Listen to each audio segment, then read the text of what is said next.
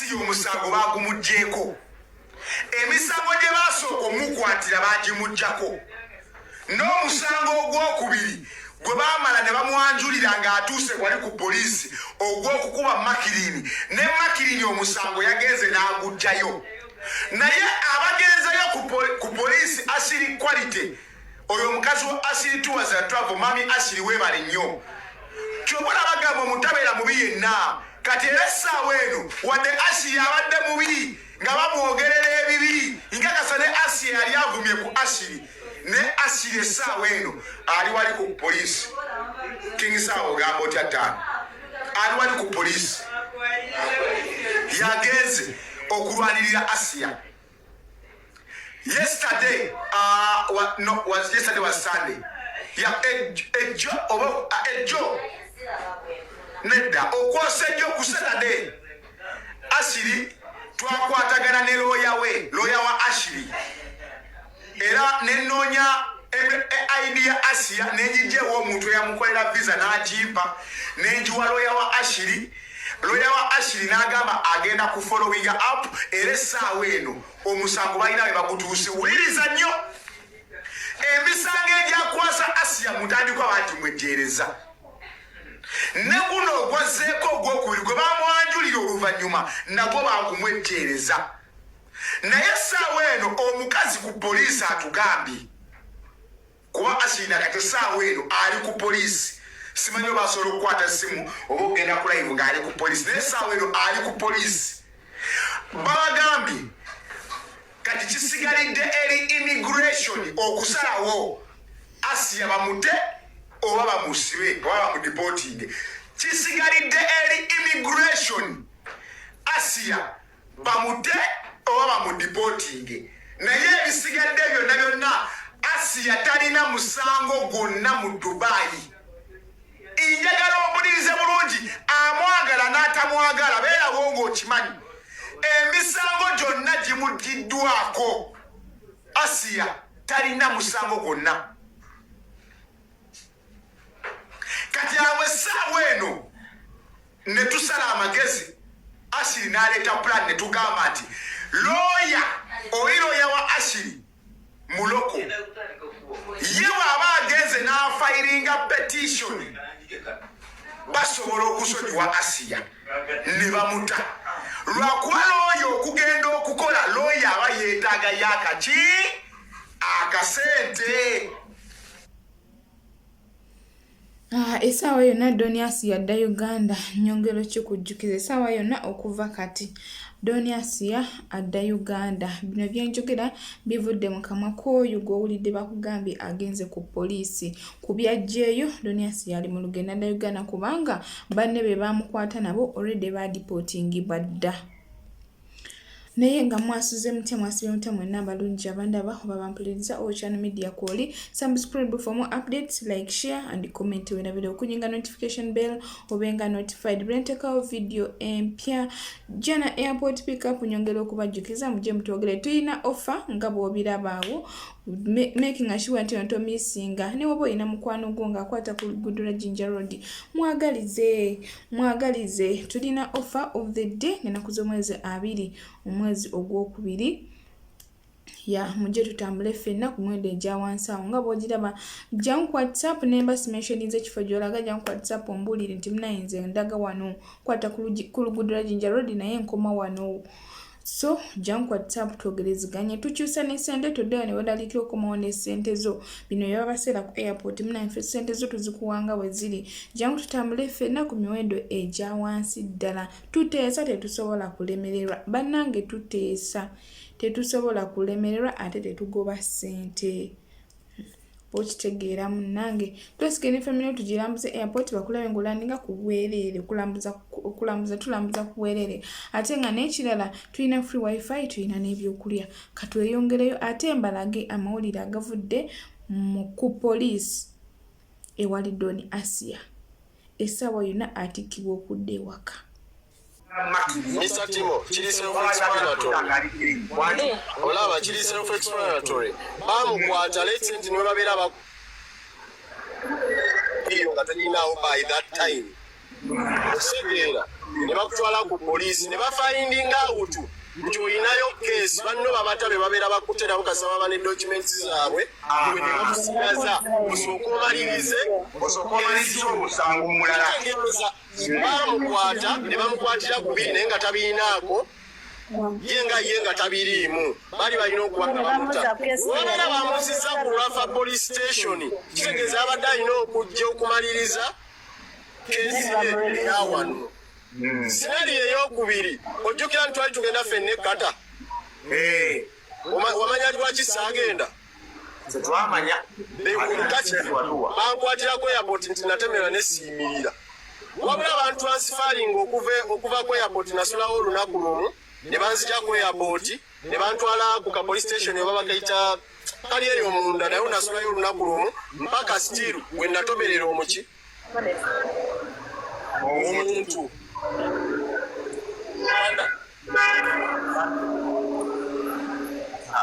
alwasi oba bamutawanya kati nabadde olaba atimoe alwasi abadde ayogera byonna that's how it is. So Asia we bamuta mu that police where she was, then now they transferred her back. Ne bamugamba we know musango ku Naif police station.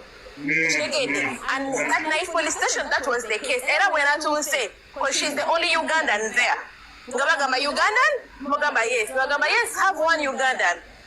Era ne bagamba from Naif police station.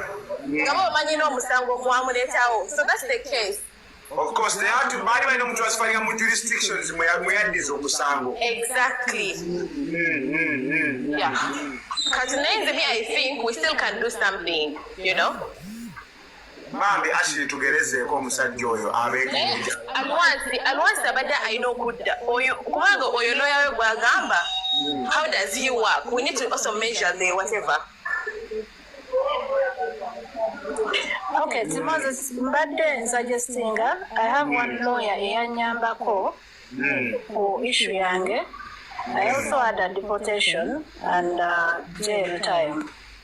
Ne yanyambako ne bampa kafala within a few days, and more to that, twagenda okukola follow up w'ebintu nga byangwagwangwe, and the case was closed and stuff.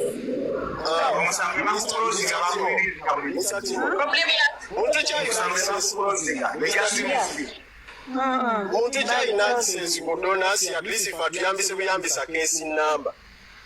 Kituufu ekyo ne case number tusobola okukebera weriwo. Okitegeera at least basobola omuwa travel ban naye ng'ali wabweru gy'awozaava. Yes. Ng'awoza musango ki gwe bamusonyiye? Anti kati ku case number babeera bakulozinze case bino byonna bye tulimu kitegeeza Asia ene today it's just Monday. Wesisuka ennaku 3 nga tebannaba muta tulinde kolo ye atuwe case number gye babeera bamusomedde. No, naye nga still ne kati wamuwa mufunye lawyer omwangu n'agenda police station kwali n'asaba bamuwe kafala kubanga wano beeyerekirizibwa. Olunaku olwaleero baakedde kutandika kusonda ssente za Doni Asia ezimujja mu kkomera ne basonda ssente so nno katukulage ate wekituuse okulaba nti ssente ezo ezasondebwa zinaamuyamba oba tezigenda kumuyamba. Tulabe gye bigenda okuggwera oba lawyer genda bbaawo kyakola baleke kumuzza Uganda oba nedda kigenda bba tekikyasoboka naye nga chances z'okusigala e Dubai ntono nnyo. Chances Asia mukubide Asia njogedde abakumbira n'ambuulira ssente azifunye azisayinise naye ebintu biri byobadde ogambe mugulira babiganye okuyingira. Babiganye bangobye emisinde nnyo ne bangamba tebakwata bintu by hand. Ate Ashirwa lwabamukubira ekituufu ekitegeeza Asia nga bw'alowooza kyonekituufu Buganda wanvudde ku simu. So kati okay. Kati Ashiri, what's the update? When I went there, the first of all, Nebansaba ID. So I gave her names according to the ID, and then they said, this one everything finished. maybe deported tomorrow or today. Then I asked why deported, because the case is closed. Dimaga, yes, the case is closed from Naif, but it will remain, not immigration, it will remain with the UAE law to decide either to be deported or to stay in the country. Yeah. Kati aonage when afunida magezi, actually if we get a lawyer can go back there. It's like to ask. Can you get a lawyer? Is it possible? Nangamba, yeah, it's possible. I'm gonna meet him one or two companies. Because according to how it looks like, it looks like either today or tomorrow. Either bagenda modeka afurume or bagenda muzza Kampala. But I'm thinking. So the decision has to be fast. Yes, yes, exactly. Kati mama Ashley olaba Tabanange byebyo katayongere ate ku kitundu ekiddako naye nga chances z'okusigala e Dubai ntono nnyo. Chances ezisinga zakudde Uganda ezisigaddewo bali ku kisaawe kati yes byonna byakusaba naye bwe bababona nga baba deport chances are high babadde baagala soka closing a case ya McLean addeyo wali ku square one bali banne bwe baali kyekiri kye nagambe omusajja oli agambe ekizikimu nsobola okugamba era za okwongereza ku nsonga ya zakakweyo omuntu eyawaabye nga wazze n'ompaabira wano nange gwowaabidde ffenna tubeerako travel ban tutegeeza we badipotinga Asia kijja twalira McLean singa kesi yawa ne badde teri closed kijja mutwalira ebbanga okwetoloola bana abasajja okuclosinga kesi twali ate McLean omusango yago closing ate olwo nkikuwa nti kiri ekyalinza okuba kyamudisiza wano okitegeera tugezaako siga kifaananyi kye yabadde alina okudaana okuclosinga kesi naani then addeyo ku square one bali baba deportingira addeyo ku square one ya immigration kubanga eno kesi ya Asia esooka yali ya immigration otegedde young life otegedde ezo visa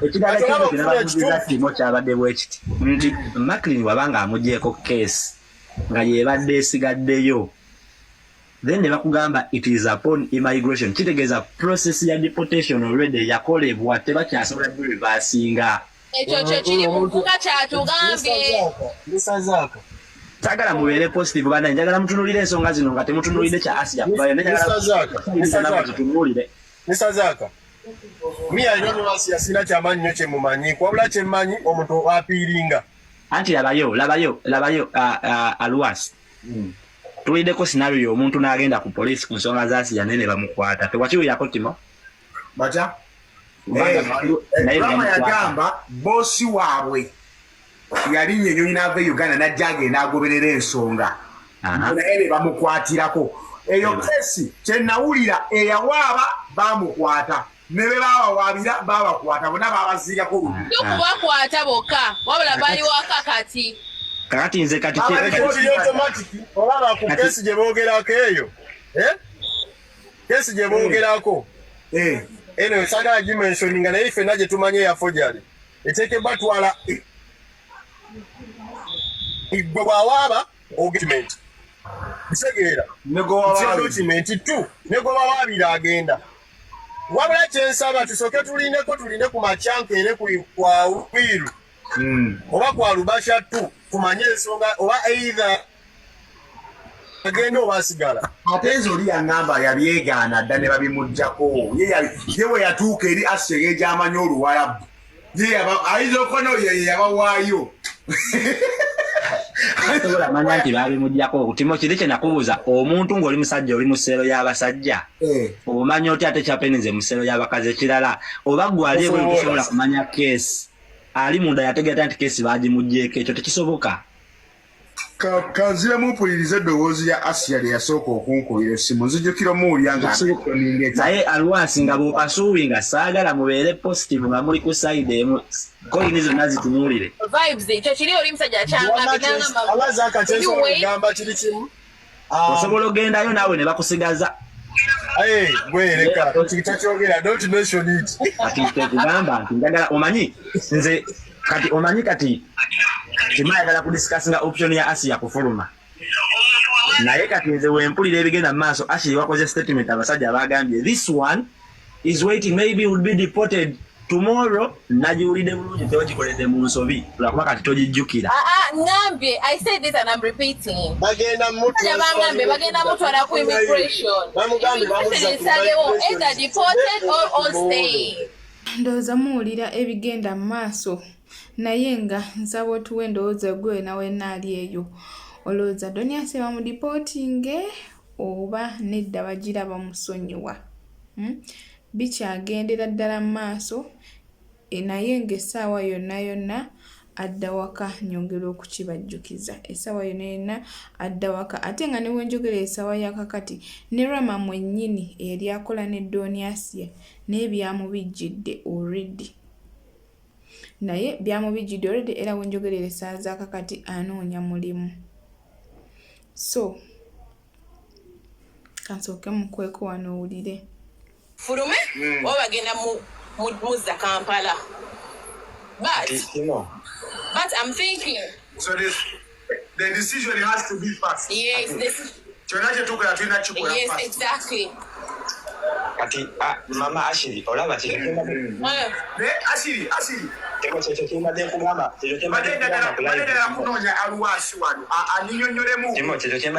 ku live nga Ashley tannajja oye Ashley statement gye bamugambye either she is going to be deported today or it's about the UAE laws to decide.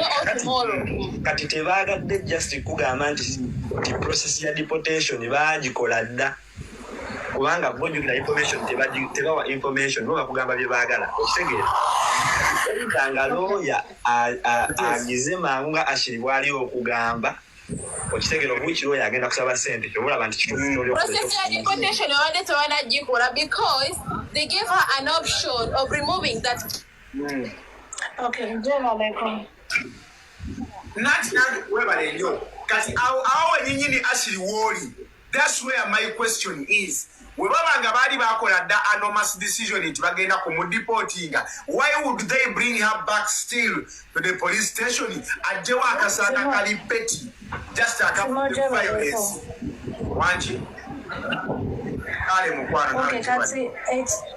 That thing yokuza ku police station ngoli already ogenda kubera deported bakikola most cases kastobera nga bamaliriza omusango nga bakoze ensalawo y'omusala like nga bakusalidde omusango naye ng'olina omusango mu poliisi yonna nga tegunnasalibwawo bakuzza ate ku poliisi n'ogwo gusalibwewo ate oddeyo ku immigration. So that is very common wanene. Wobera n'emisango mingi ku different police stations naye nga bakututte ku immigration nekola last judgment yayo woba olina any case ku police station tebasobola kudeportinga tebasobola kukola kintu kyonna abula bakuzza ku police station owoza ate omusango ogwo guli ku poliisi era omusango oguba ku poliisi ogwo guba gugamba nti oba bakubanja oba ki olina okusasula sente z'abantu they cannot deport you bakuwa kafara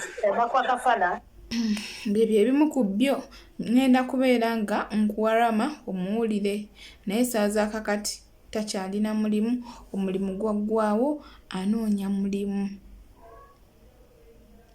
so si byangu naye akasente ke bampa wano nte nakwata nenfunako wanene w'okusula era kati ndi mu kunoonya mulimu mbeerawo kati ndi mu kuyiiga nnoonya kikiddako noonya omuyimbi w'eggwanga Dax Vibes ogamba otya gwaliko nkulabyeko awo ttaano ki ekiriwo anyway Rama kale ferikuja tukwasaganya ensonga naye nga mu byonna nze nkakasanja ebitundu nsanvu ku kikulu era webale nnyo webale kuyimirira n'asiya kuba ebintu webyambijjirawo era nasooka kukubira gwe ne ŋŋamba timo tuzizzaako ki kozi lwakuba nti munnaye waliwo akasajja ako kankalangire kinaaba kiri okukalangira oba nkaleke kuba munnaye akasajja ako kakatiyugi kasajja gwoli kabi Doniasi yanakugambanga nenkugamba era Doniasi yanakuze bali nenkugamba Timo mu bantu bo bonna ye mikwano gyo kubanga Timo Asiya bino sijja byoge sigwa ino byogera kambyogere Asiya yakubiranga ngagudde mu buzibu nalingawo n'omutugani nga n'omunyonyola n'omugana naye kati Asiya koloti naye akasajja ko kakatsi yugyo bakalifa lumbeki akakatambulira ku sukuta akatunula ng'omulamba akasajja ko nali ngenda kakube ngumi kagwe mu mmotoka ekalinnye kafe naye nenda bango omusirikale andaba ne ŋŋamba kankalinda ate kagezi sikuta kagivugira ku kkubo egoloza lwaki nagenda eyo mu nayifu mu kabanga nkalinze naye kasajja gwoli kabi Asiya nga yakwagala mukazi musajja gwe Asiya n'akwesibako n'omuswaza n'omuvuma wano Timo yakugambako ne weefuula mbu weewolereza ekituufu kasajja ko wakuba Asiya n'osanyuka bamusibe mumulekere ovuma abantu naye mulambo gwe wagobesa ne Ashakama ku mulimu n'omukonjera Ashakama yakulonda ng'ova kukuba okwera obupapula bw'abamalaaya n'akusembeza wali ofuna nnusu lwenda ng'okolera ku airport Ashakama yennyini yakussa ku mulimu n'omugobya atya kubyogera naye amazima tugamanyi era ne Asiya yennyini ky'omukoze naye ate tewandibadde ggwe kuba ate nina data mungi nnyo we naatandika omuyi wojja kakasa linda biggwe ngenda kuyiwa wano obujulizi ojja kakasa naye wamma Timo webale naye akasajja ako kazibu nnyo nnyo nnyo nnyo nnyo era buli muntu yeetaaga balista Timo mu bulamu bwe buli muntu yeetaaga Timo mu bulamu bwe oli waddala akasajja ne kaŋŋamba Rama agenda kusulawa mu kifo ky'okuŋŋaana jangu weebake nange kaŋŋamba ogenda kusulawa nga bwe kaseka naye gwe n'oŋŋamba jangu twebake nina n'omu gwe sigenda kwogera oli gwe nakusanga awo oyo yali abeera ennyo wa Asiya naze ova bino ebintu ebyagwawo siddangamu omulaba wala nalaba akyaziza live ng'ataddeko abo abajjonkezi so bannange byebyo saba otwendowoozawo mu comment section nyongera okujjukiza jja na airport pickup tuzuula omwagalwawo tukola airport pickup tukyusa ne ssente tulina free wifi tulina n'ebyokulya ku abaana abamu baba booking enyonyi nga tezirimu byakulya munnange ffe tukuwa ebyokulya jjangu ku WhatsApp tuteese tuba tetusobola kulemererwa aba offer of the day gwenango kumawo nga 2 omwezi guno gwennyini ogwokubiri jangu tutambule ffenna ng'okwata ku Jinja Road jangu tutambule ffenna ku miwendo egya wansi ddala ne bw'obanga okwata ku Gayaza Road jangu tutambule ffenna ku miwendo egyansi jangu tuteese ne watolabako kifo kyo gy'olaga jangu tuteese ebintu bibeera byakuteeseganya tuba tetusobola kulemererwa omuntu ali serious yenna yenna ajja ku WhatsApp ne tuteesa paka ku nzikiriziganya so mbalinzi sorry mbalinze nyongera okwebaza bwe yabala video yange to the end ne mulabulawo nga temubuskipinze mikwano ndi musimu nsaba Katonda abayo kye musinga okwagala Channel Media ko kyali tusinkane mu video eddako.